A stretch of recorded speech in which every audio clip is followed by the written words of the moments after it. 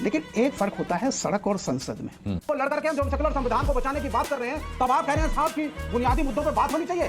तब आपके मुंह में दही जम गई थी पत्रकार के रूप में। विवेक, मोदी सरकार विवेक जी तमीज से बात कीजिए।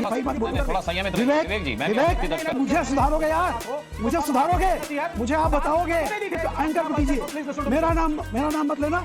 की बात कर रहे हैं ना, 54 साल से आप लोग क्या कर रहे थे? जनता क्यों आपको दुत्कारती जा रही है? करेंगे मिर्ची लग जाती है। इतने सम्मानित पद के लिए आप ऐसे शब्दों का प्रयोग कर रहे हैं। नहीं साहब, आप चाटुकारिता आप करिए साहब। नहीं, चाप आते क्यों हैं? आपको बुलाता कौन है ये बताइए। आप कहीं और चले जाया करिए, बोलूंगा कि मत आया करिए।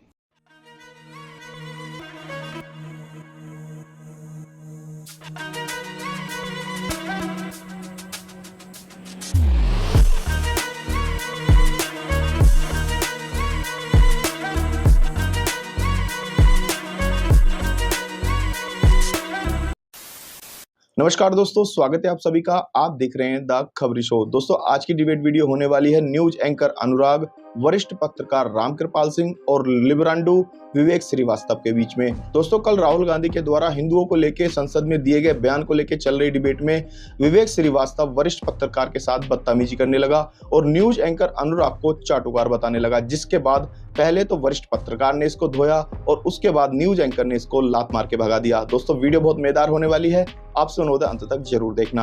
अगर आप चैनल पे पहली बार आए हैं या चैनल को अभी तक सब्सक्राइब नहीं किया है तो चैनल को सब्सक्राइब किए बिना बिल्कुल मत जाना। चलिए दोस्तों, मेन डिबेट स्टार्ट करते हैं।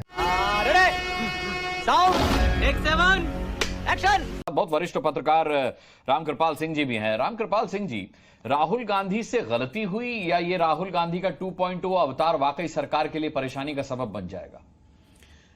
देखिए, मैं इस पर कोई फैसला सुनाऊं, अल्टीमेटली फैसला तो देखिए लोकतंत्र में हम अपनी अपनी वकालत करते हैं, लोग अलग अलग खेमों की, मुझे क्या लगा नहीं लगा, फैसला तो जनता करती है।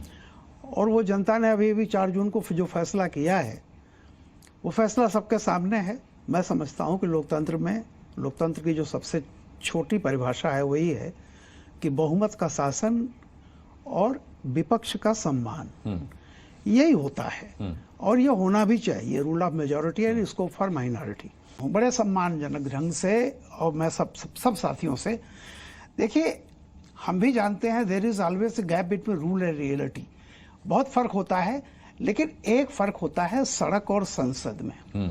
राहुल जी की लोग तारीफ करेंगे कि बड़ा एग्रेशन है, लेकिन एक बात हमें ये नहीं समझनी चाहिए कि लीडरशिप से लोग सुन लेने और सह लेने की तहजीब की डिमांड करते हैं, न कि बिफरने की डिमांड करते हैं। मेरा केवल यह है कि आज जो भी रहा वो एक ऐसी नौबत ना आती जो चीजों में सत्ता पक्ष को यह कहना पड़ा कि आप गलत बयानी कर रहे हैं, तथ्यात्मक रूप से जो भी सदन में बोला जाए वो सही हो। विवेक जी, आप कितने नंबर देंगे राहुल गांधी के आज के भाषण को 10 में से?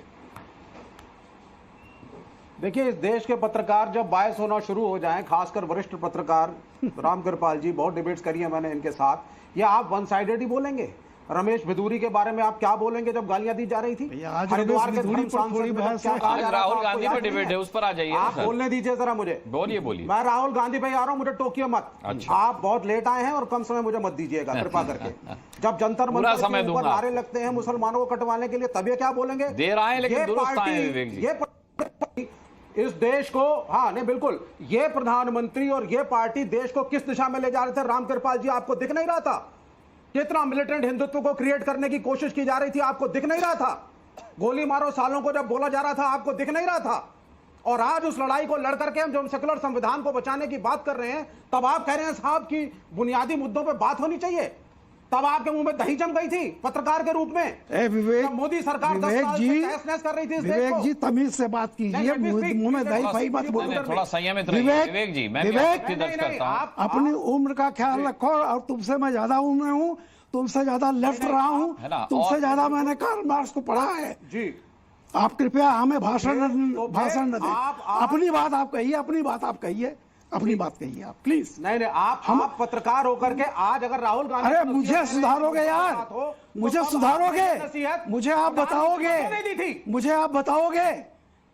नहीं आपने ये नहीं, आप बिल्कुल लोकतंत्र बताएंगे को सर, मानते अगर हो एक ना। दिशा में जाएगा 4 तो जून को आपको क्या बताएंगे। फैसला हुआ है? हाँ। 10 साल से तो आप चिल्ला रहे थे, नहीं, 4 जनता ने जून को किनारे ये कर फैसला दिया। हुआ है, कितनी 4 सीटें जून को हैं? ये फैसला हुआ लेफ्ट है इज लेफ्ट। कि धांधली फालतू बातें करने आते हो यार। नहीं ideological प्लीज, defeat आप है। इनके एंकर पे Please कीजिए। listen to me, मेरा नाम मत लेना। हाँ। मुझे पत्रकारिता मत सिखाओ, समझ गए ना? हाँ। आप इतनी नहीं। एंकर की बात कीजिए प्लीज प्लीज प्लीज। हाँ, नहीं, और हम एंकर की विवेक बात को जी, जो करेंगे, रामकृपाल सर, जी ने ये अगर कहा कि आप जनता एग्रेशन leader को पसंद नहीं opposition को करती। criticize- अगर आप ये मानते जी। हैं कि गोली मारो सालों को और इस तरीके नहीं। की बयानबाजी हुई, एग्रेशन दिखाया गया, तो उसका नतीजा चुनाव के नतीजों में है भाई।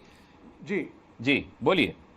नहीं वो ठीक है आपकी बात, लेकिन एक वरिष्ठ पत्रकार जिनका मैं बहुत सम्मान भैया, मैं करता ठीक हूं, है, कोई पार्टी आप का मुद्दे पर नाम आ नहीं जाइए। लिया, मैं तो ना एग्रेशन की रामकृपाल बात जी कर पर रहा डिबेट हो रही है, मैंने ना राहुल गांधी बीजेपी पर डिबेट का नाम उसी पर लिया, आते हैं। ना आगे कांग्रेस बढ़ते का हैं। नाम अब लिया। सुनिए। मैंने अपनी बात कही सुन है। लीजिए, हाँ, सुन लीजिए, 1973 के अंदर 71 की जंग जीत हारने के बाद मेजॉरिटी वर्सेस माइनॉरिटी की राजनीति पे उतर आए थे जुल्फिकार अली भुट्टो। एक इमेजिनरी एनिमी बनाया गया था जिसका नाम था हिंदू, और उसको टारगेट किया गया सिर्फ इसलिए कि वोट को पोलराइज करके मेजॉरिटी वर्सेस माइनॉरिटी करें, इलेक्शन जीतें। और हमारे देश में भी एक इमेजिनरी एनिमी है जिसका नाम है मुसलमान, और यह क्रिएशन है भाजपा की, मेजॉरिटी वोट्स को पोलराइज करके इलेक्शन जीतने के लिए। आज राहुल गांधी उसी भाजपाई वर्ग जो कहता है हिंदू खतरे में है, जो कहता है साहब मुगलों का शासन आ जाएगा, यहां शलमणि त्रिपाठी बैठे हैं, अगर ये कहते हैं कि साहब हिंदुओं के खिलाफ गलत शब्दों का प्रयोग हो गया, तो ये क्या कह रहे थे? कहते साहब इन्होंने तो पूरा टारगेट मुसलमानों पे जाकर के ले गए थे। आज राहुल गांधी अगर जो कह रहे हैं तो बिल्कुल सही कह रहे हैं। पार्लियामेंट के अंदर आरएसएस की आइडियोलॉजी को चैलेंज करना पड़ेगा। रामकृपाल जी, मैं- फिर शरद जी के पास आता हूं। मैं बड़ी डी- शालीनता से डी के पूछ दुबे रहा जी हूं, भी हैं, मैं पहुंचूंगा इस उनके। देश में कौन सत्ता में रहेगा, कौन सत्ता से बाहर रहेगा, जनता तय करती है, मेरे या किसी के नहीं। विवेक जी, सन 70 से इस देश का लेफ्ट क्या कर रहा था? आज 54 साल हो गए, 54 साल। आप 73 की बात कर रहे हैं ना? 54 साल से आप लोग क्या कर रहे थे? जनता क्यों आपको दुत्कारती जा रही है? क्यों नहीं आपको मोदी की जगह पे वो बैठाना चाहती है? क्यों? आप लोकतंत्र को न मानना तानाशाही है, ये फासिज्म है।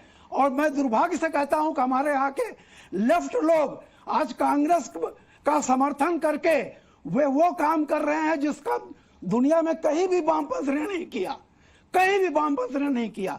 और यही आपकी दिक्कत है। स्पीकर ने राज धर्म नहीं निभाया, इसलिए चर्चा हो रही है। जब एक मेंबर पार्लियामेंट शपथ लेने जाता है और लास्ट में कहता है जय हिंदू राष्ट्र, तो क्यों नहीं उसको डिस्क्वालीफाई किया स्पीकर ने? जब से सेकुलर कॉन्स्टिट्यूशन है। और दीपेंद्र हुड्डा जब जाकर के जय संविधान कह देते हैं तो ओम बिरला को मिर्ची लगती है और कहते हैं संविधान के तहत ही तो सब कुछ है। भाई शब्दों का सही इस्तेमाल क्या है कीजिए। इसका स्पीकर मतलब? के बारे में आप बात कर रहे हैं भाई। भाई विवेक श्रीवास्तव जी, आप स्पीकर के बारे में बात कर रहे हैं और इस तरीके की बात कर रहे हैं कि मिर्ची लग जाती है। इतने सम्मानित पद के लिए आप ऐसे शब्दों का प्रयोग कर रहे हैं। नहीं साहब, आप चाटुकारिता आप करिए साहब, मैं नहीं, चाटुकारिता मैं कब करता हूँ आपको नजर आया सर? अब आप मुझ पर हमला कर दीजिए। इसमें चाटुकारिता क्या है? अगर मैं आपको सभ्यता से बोलने की नसीहत दे रहा हूँ तो इसमें चाटुकारिता क्या है? नहीं, व्हाट इज जय हिंदू राष्ट्र?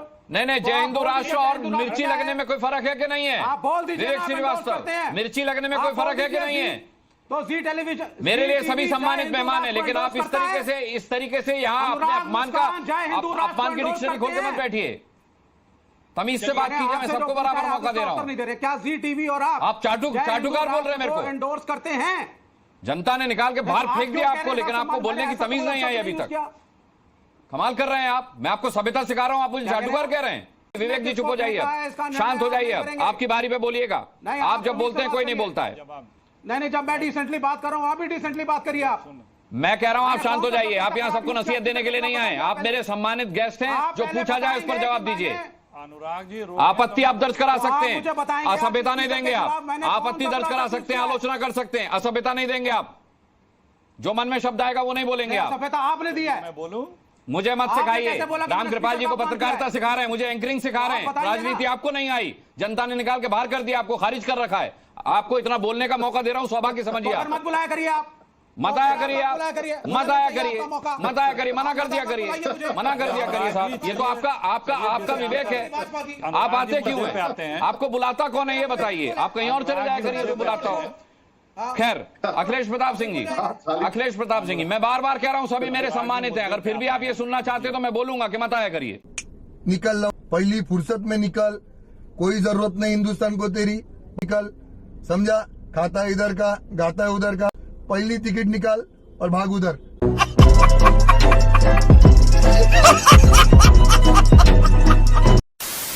तो दोस्तों, अगर आपने वीडियो अंत तक देखी है तो उम्मीद करता हूं आपको वीडियो पसंद आई होगी। वीडियो के बारे में आपकी जो भी राय है कमेंट्स करके जरूर बताएं। वीडियो को अंत तक देखने के लिए आप सभी का बहुत बहुत धन्यवाद। मिलते हैं बहुत जल्द अगली वीडियो में, तब तक के लिए जय हिंद, वंदे मातरम।